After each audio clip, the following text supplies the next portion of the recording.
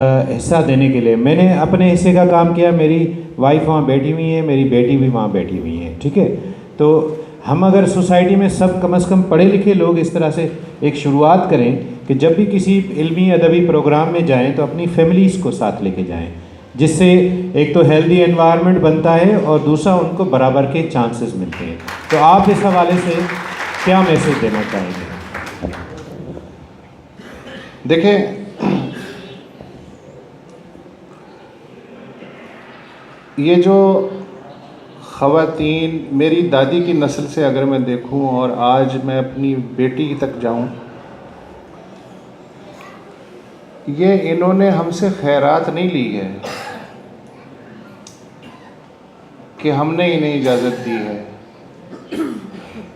ये एनवायरनमेंट और ये इनकी हिम्मत का समर है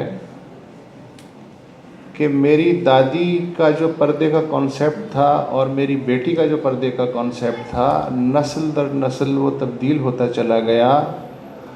मैं कुछ भी कर लूँ, मैं इस धारे को नहीं रोक सकता। अगर मैं रोकने की कोशिश करूँगा तो मैं खुद बह जाऊँगा। लिहाजा ये औरतें हमारी मरहून मिन्नत नहीं हैं। ये मर्दों को अपने दिल से, जहन से खन्नास निकाल देना चाहिए।